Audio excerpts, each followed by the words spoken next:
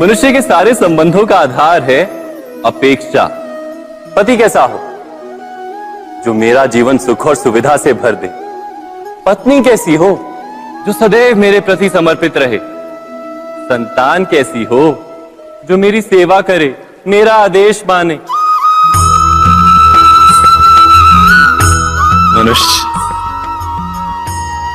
मनुष्य उसी को प्रेम भी कर पाता है जो उसकी अपेक्षा पूर्ण करता है। और अपेक्षा की तो नियति है भंग होना। कैसे? क्योंकि अपेक्षा मनुष्य के मस्तिष्क में जन्म लेती है। कोई अन्य व्यक्ति उसकी अपेक्षाओं के बारे में जान ही नहीं पाता। पूर्ण करने की प्रामाणिक इच्छा हो तब भी कोई मनुष्य किसी की अपेक्षाओं को पूर्ण नहीं कर पाता। और वहां से जन्म लेता है संघर्ष। सारे संबंध संघर्ष में परिवर्तित हो जाते। पर मनुष्य अपेक्षा को संबंध का आधार ना बनाए और स्वीकार करे केवल संबंध का आधार, तो क्या ये जीवन स्वयमेव सुख और शांति से नहीं भर जाएगा? स्वयं विचार कीजिएगा।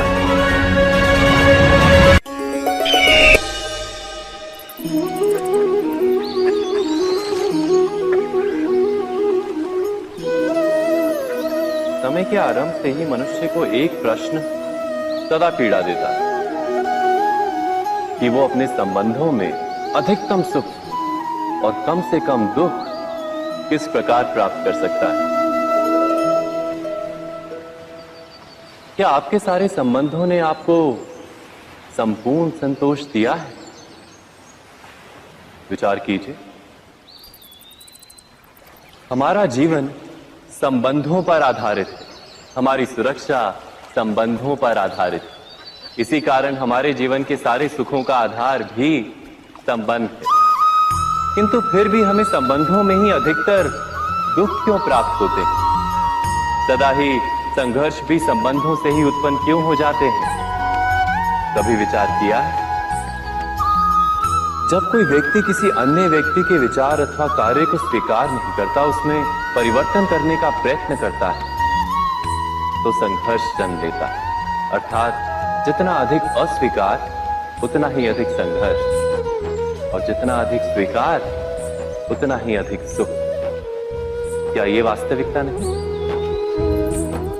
यदि मनुष्य स्वयं अपनी अपेक्षाओं पर अंकुश रखे, अपने विचारों को परखे, किसी अन्य व्यक्ति में परिवर्तन करने का प्रयत्न ना कर स्वयं अपने भीतर परिवर्तन करने का प्रयास करे, तो क्या संबंधों में संतोष प्राप्त करना इतना कठिन? अर्थात क्या स्वीकार ही संबंध का वास्तविक अर्थ नहीं? स्वयं विचार कीजिए।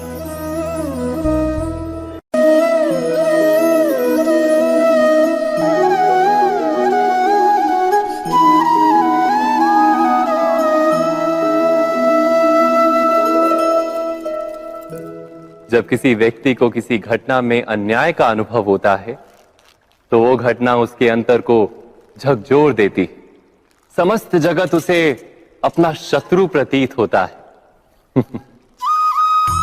अन्याय लगने वाली घटना जितनी बड़ी होती है, मनुष्य का हृदय भी उतना ही अधिक विरोध करता है। उस घटना के उत्तर में वो न्याय मांगता है, और ये योग्य भी है।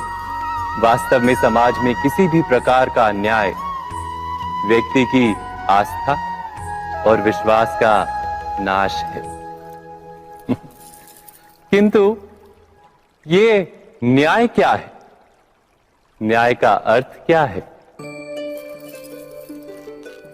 अन्याय करने वाले को अपने कार्य पर पश्चाताप हो और अन्याय भुगतने वाले के मन में फिर से विश्वास जगे समाज के प्रति।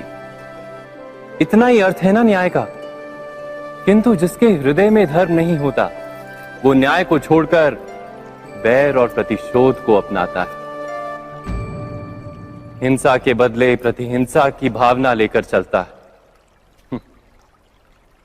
स्वयं भोगी हुई पीड़ा से कहीं अधिक पीड़ा देने का प्रयत्न करता है और इस मार्ग पर चलते अन्याय को भुगतने वाला स्वयं अन्याय करने लगता है। शीघ्र ही वो अपराधी बन जाता है, अर्थात न्याय और प्रतिशोध के बीच बहुत कम अंतर होता है और इसी अंतर का नाम है धर्म। क्या ये सत्य नहीं? स्वयं विचार कीजिए। दो व्यक्ति जब निकट आते हैं तो एक दूसरे के लिए सीमाएं और मर्यादाएं निर्मित करने का प्रयत्न अवश्य करते हैं। हम यदि सारे संबंधों पर विचार करें तो देखेंगे कि इन सारे संबंधों का आधार यही सीमाएं हैं जो हम दूसरों के लिए निर्मित करते हैं और यदि अनजाने में भी कोई अन्य व्यक्ति इन सीमाओं को तोड़ता है तो उसी क्षण हमारा हृदय क्रोध से भर जाता है। इन सीमाओं का वास्तविक रूप क्या है? क्या हमने कभी विचार किया? सीमाओं के द्वारा हम दूसरे व्यक्ति को निर्णय करने की अनुमति नहीं देते, अपना निर्णय उस व्यक्ति पर थोपते, अर्थात किसी की स्वतंत्रता का अस्वीकार करते हैं। और जब स्वतंत्रता का अस्वीकार किया जाता है तो उसका हृदय दुख से भर जाता है और जब वो सीमाओं को तोड़ता है तो हमारा हृदय क्रोध से भर जाता है। क्या ऐसा नहीं होता?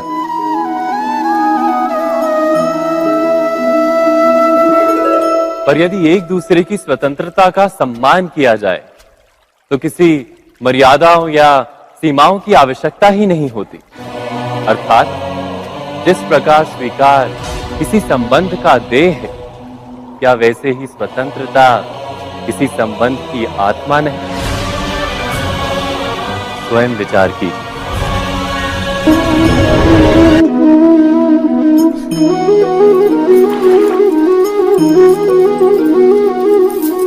पिता सदा ही अपने संतान के सुख की कामना करते हैं, उनके भविष्य की चिंता करते रहते हैं। इसी कारणवश सदा ही अपने संतानों के भविष्य का मार्ग स्वयं निश्चित करने का प्रयत्न करते रहते हैं।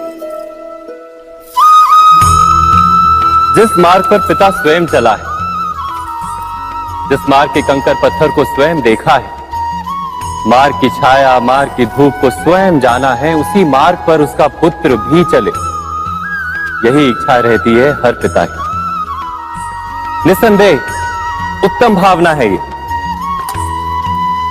किंतु 3 प्रश्नों के ऊपर विचार करना हम भूल ही जाते हैं।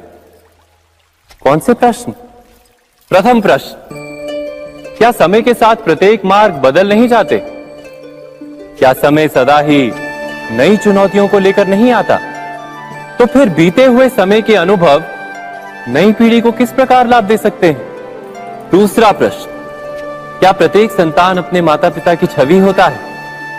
हाँ, संतानों को संस्कार तो अवश्य माता पिता देते हैं, किंतु भीतर की क्षमता तो ईश्वर देते हैं।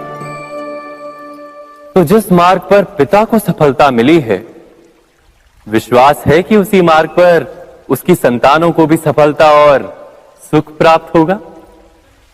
तीसरा प्रश्न, क्या जीवन के संघर्ष और चुनौतियां लाभकारी नहीं होती? क्या प्रत्येक नया प्रश्न एक नए उत्तर का द्वार नहीं खोलता? तो फिर संतानों को नए नए प्रश्नों, संघर्षों और चुनौतियों से दूर रखना, ये उनके लिए लाभ करना कहलाएगा या हानि पहुंचाना? अर्थात जिस प्रकार संतान के भविष्य का निर्माण करने के बदले उसके चरित्र का निर्माण करना श्रेष्ठ है, वैसे संतानों के जीवन का मार्ग निश्चित करने के बदले उन्हें नए संघर्षों के साथ जूझने के लिए मनोबल व ज्ञान देना अधिक लाभदायक नहीं होगा? स्वयं विचार कीजिए। सबके जीवन में ऐसा प्रसंग अवश्य आता है कि सत्य कहने का निश्चय होता है हृदय में, किंतु मुख से सत्य निकल नहीं पाते। कोई भय मन को घेर लेता है। किसी घटना अथवा प्रसंग के बारे में बात करना या फिर स्वयं से कोई भूल हो जाए उसके बारे में कुछ बोलना, क्या ये सत्य है? नहीं, ये तो केवल तथ्य है। अर्थात जैसा हुआ था वैसा केवल बोल देना सामान्य सी बात है। किंतु कभी कभी उस तथ्य को बोलते हुए भी भय लगता है। कदाचित किसी दूसरे की भावनाओं का विचार आता है मन।